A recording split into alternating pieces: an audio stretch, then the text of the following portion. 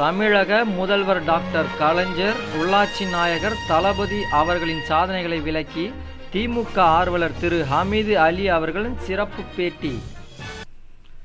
வணக்கம். திமுக சிறப்பு செய்திகள். திமுக ஆர்வலர், தனியார் நிறுவன சென்னை மண்டல மேலாளர் திரு ஹமீது அலி அவர்கள் கலைஞர் அரசின் எண்ணற்ற சாதனைகளை பற்றியும் துணை முதல்வர் தளபதி அவர்களின் சாதனைகளை பற்றியும் எமது நிருபருக்கு சிறப்பு பேட்டி அளித்தார். அனைவருக்கும் வணக்கம்.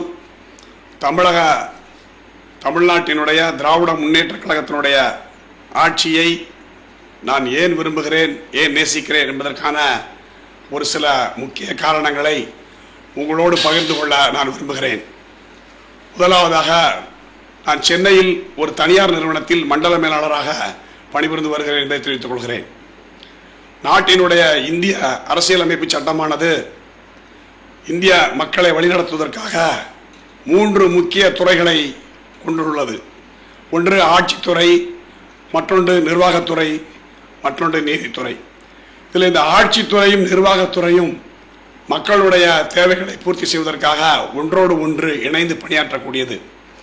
ஆட்சித்துறை என்பது மக்களுக்காக சட்டமேற்றுகின்ற பொது பொறுப்பை இந்த ஆட்சித்துறை மேற்கொள்கிறது. அந்த சட்டமேற்றுகின்ற அந்த சட்ட வடிவை செயல்படுத்துகின்ற பொறுப்பை நிர்வாகத்துறை ஏற்றுக்கொள்கிறது.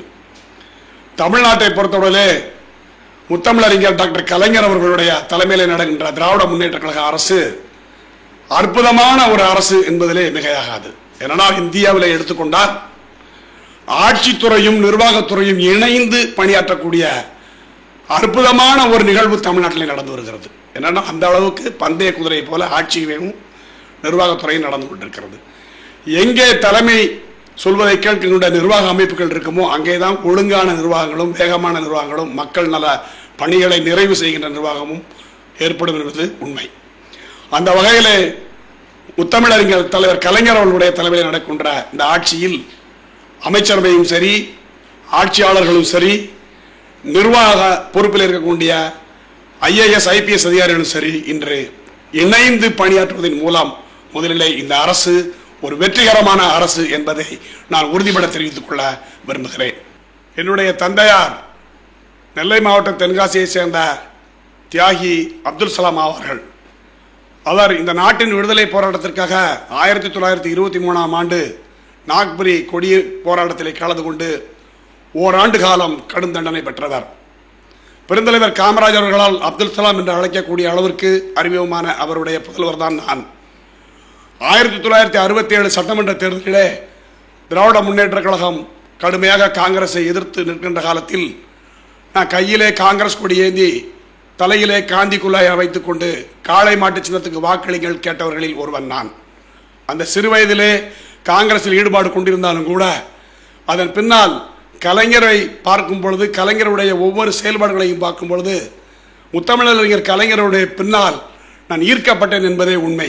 கலைஞருடைய எண்ணற்ற சாதனைகள் இந்த தமிழ் சமுதாயத்திற்காக, தமிழ் மக்களுக்காக, தாழ்த்தப்பட்ட பிற்படுத்தப்பட்ட மிகவும் பிற்படுத்தப்பட்ட மக்களுக்காக எண்ணற்ற சாதனைகளை செய்திருக்கிறார்கள் என்றாலும் என்னை பொறுத்தவரையிலே என்னுடைய தந்தையார் மிக வறுமை கோட்டிலே வாடிக்கொண்டிருக்கிற பொழுது அவர் கொடுத்து உதவிய தியாகி பென்ஷன் தான் அவருக்கு கை கொடுத்தது என்பதை நான் பெருமையோடு இந்த இடத்திலே சொல்லிக்கொள்ள கடமைப்பட்டிருக்கிறேன்.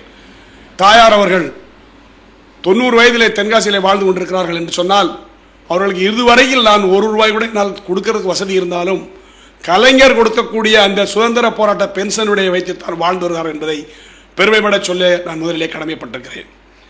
திராவிட முன்னேற்ற கழக அரசு ஒவ்வொரு முறை ஆட்சி பொறுப்புக்கு வரும் பொழுது மக்கள் நல பணிகளிலே அதிக அளவு தம்மை ஈடுபடுத்திக் கொண்டிருக்கிறது என்பதிலே எந்த விதமான இரண்டு கருத்துக்கு இடமில்லை. 1981 முதல் 91 வரை நடந்த திராவிட முன்னேற்ற கழக ஆட்சியினுடைய முக்கிய சாதனைகளாக சொல்லுவானால் தமிழக அரசு ஊழியர்களுக்கு மத்திய அரசு ஊழியர்களுடைய ஊதியங்கள் வழங்கப்பட்டது. பெண்ணுக்கு சொத்துரிமை வழங்கப்பட்டது. 1996, 2001 ஆண்டுகளிலே உலகத்திலே அனைத்து ஜாதி மக்களும் ஒன்றே குலம் ஒருவனே தேவன் என்று வாழ வேண்டும் என்ற அந்த தத்துவத்தின் அடிப்படையில் தந்தை பெரியார் சமத்துவபுரத்தை அங்கே ஒவ்வொரு பகுதியிலும் கலைஞர் அவர்கள் ஆரம்பித்து வைத்தார்கள். உழுகின்ற அந்த விவசாயியினுடைய வருமானங்கள் அவருக்கே கொண்டு செல்ல வேண்டும் என்ற அடிப்படையிலே உழவர் சந்தையை எல்லா பகுதிகளிலும் அமைத்து அவ்வாறு செல்கின்ற காய்கறிகளை எல்லாம் அரசு பேருந்துகளிலே இலவசமாக கொண்டு செல்கின்ற ஒரு அற்புதமான திட்டத்தை இந்த ஏழை எளிய சாமானிய மக்களுக்கு கலைஞர் அவர்கள் அறிவித்தார்கள். போக்குவரத்து ஊழியர்களுக்கு பென்ஷன் திட்டம், அரசு பணியிலே வேலை செய்கின்றவர்கள் பணியில் மறைந்து விட்டால் அவருடைய வாரிசுகளுக்கு வேலை, இவ்வாறு எண்ணற்ற சாதனைகளை கடந்த காலங்களிலே செய்திருந்தாலும் 2006 தற்போது நடைபெறுகின்ற இந்த திராவிட முன்னேற்ற கழக ஆட்சியின் காலத்திலே அவர் செய்திருக்கின்ற சாதனைகள் மிக அற்புதமானவை, மிக பாராட்டவை. அதை பாராட்டவர்கள் உண்மையிலேயே தமிழராகவே இருக்க முடியாது. இது என்னுடைய தனிப்பட்ட கருத்து. ஏனென்று சொன்னால், கலைஞர் அவர்கள் ஆட்சிக்கு வருவதற்கு முன்னால் தன்னுடைய தேர்தல் அறிக்கையிலே தெளிவாக பல திட்டங்களை அறிவித்தார். சொல்வதைத்தான் செய்வோம், செய்வதைத்தான் சொல்வோம் என்ற அற்புதமான அந்த வாக்குறுதியை சொல்லாததையும் செய்து காட்டிய மாபெரும் தலைவன் கலைஞர் அவர்கள். ஆட்சி பொறுப்புக்கு தேர்ந்தெடுக்கப்பட்டவுடன் ஏறத்தாழ 2.5 லட்சம் விவசாயிகள் கடன், 7000 கோடி கடனை ஒரே உத்தரவில் ரத்து செய்த மிகப்பெரிய தலைவர் கலைஞர் அவர்கள். சாதாரண காரியம் அல்ல. ஏன் இந்த 2.5 லட்சம் விவசாயிகளுக்கு கடனை 7000 கோடி கடனை ரத்து செய்ய வேண்டும்? என்ன அவசியம் வந்தது? சற்று சிந்தித்து பார்த்தால், ஒரு காலகட்டத்திலே தஞ்சை மாவட்டத்திலே விவசாயிகளெல்லாம் பொய்த்து போய் நிலங்களெல்லாம் வெடித்து அங்கே வாழ்கின்ற விவசாய குடும்பங்கள் எல்லாம் சீரழிந்து எலிக்கறி சாப்பிடுகின்ற துர்ப்பாக்கிய நிலைக்கு ஆளாக்கப்பட்டதை நாம் அனைவரும் ஒத்துக்கொண்டுதான் ஆக வேண்டும். அப்பேற்பட்ட விவசாயி எப்படி இந்த 7000 கோடி ரூபாயை செலுத்த முடியும்? சிந்தித்து பார்த்தார் கலைஞர். ஆட்சி பொறுப்புக்கு வந்தவுடன் ஒரே உத்தரவின் மூலம் அந்த 7000 கோடி கடனை ரத்து செய்தார். 22 லட்சம் விவசாய குடும்பங்கள் பாதுகாக்கப்பட்டன.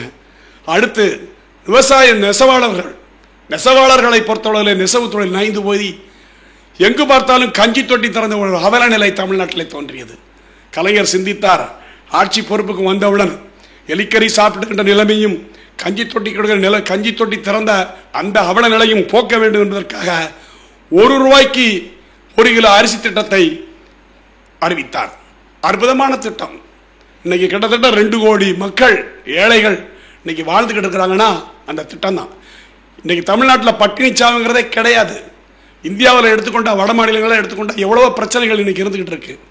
ஆனால் நம்முடைய தமிழ்நாட்டில் பட்டினி சாவுங்கிற பேச்சுக்கே இடமில்லாமல் கலைஞர் அவர்கள் மிகப்பெரிய அற்புதமான சாதனை நிகழ்த்தியிருக்கிறார்கள் என்று சொன்னால் அது மிகையாகாது. இதன் காரணமாகத்தான் நாங்கள் திராவிட முன்னேற்ற கழக அரசை ஆதரிக்கிறோம், தலைவர் கலைஞர் அவர்களை ஆதரிக்கிறோம். அதே போன்று முன்னொரு காலத்தில் நம்முடைய அரசியல் அமைப்பு சட்டம் நமக்கு வழங்கியிருக்கிறது. பேச்சுரிமை, எழுத்துரிமை, வாக்குரிமை, போராடுகின்ற உரிமை, ஏன் வேலை நிறுத்தம் செய்கின்ற உரிமை கூட நமக்கு வழங்கப்பட்டிருக்கிறது. ஆனால் அவைகளெல்லாம் ஒரு காலத்திலே தூக்கி எறியப்பட்டு எஸ்மா டெஸ்மா போன்ற சட்டங்களினால் எடுத்தேன் கவிழ்த்தேன் என்கிற நிலைகள் இருந்தது. ஆட்சி பொறுப்புக்கு வந்தவுடன் அந்த எஸ்மா டெஸ்மா சட்டத்தை தூக்கி எறிந்து விட்டு பறிக்கப்பட்ட சலுகைகளை, அரசு ஊழியர்களுக்கு பறிக்கப்பட்ட சலுகைகளை அனைத்தையும் திரும்ப வழங்கினவர் தலைவர் கலைஞர் அவர்கள். அது மட்டுமல்ல, ஏறத்தாழ தமிழ்நாட்டிலே சிறுவர்கள், பள்ளி குழந்தைகள் பலம் பொருந்தியவர்கள் வளர வேண்டும் என்கின்ற நோக்கில் சத்துணவில் வாரம் 3 முட்டைகள், அதோடு வாழைப்பழம் உடனடியாக திட்டத்தை அறிவித்தார். +2 வரையில் தமிழ் பாடம் கட்டாய கல்வி. ஏன் தமிழ் பாட கட்டாய கல்வி? மொழி என்று சொன்னால் அந்த உணர்வு நமக்கு வேண்டும். மொழி உணர்வு இல்லை என்றால் எந்த விதமான உணர்வு நம்மை ஆட்படுத்தாது. எனவே மொழி உணர்வு ஒவ்வொரு மனிதருக்கும் இன்றியமையாதது. தாய்மொழி கல்வியில் படித்தால் மட்டுமே சிறந்தவர்களாக வளர முடிவதற்கு பல்வேறு சான்றுகள் எடுக்கிறது. ஏனென்றால் நீ உதாரணத்துக்கு எடுத்துக்கொண்டால் முன்னாள் ஜனாதிபதி அவர்கள் அப்துல் கலாம் அவர்கள் கூட ஆரம்ப காலங்களிலே தமிழ் வழி கல்வி கற்றவர் தான். எனவே தமிழ் வழி கட்டாயப்படுத்தப்பட வேண்டும் என்று இந்த ஆங்கில குறைக்கப்பட என்பதற்காக தலைவர்கள் மொழியின் பால் கொண்ட பற்றின் காரணமாக +2 வரையில் தமிழ் கட்டாய கல்வி கொண்டு வந்துள்ளார்.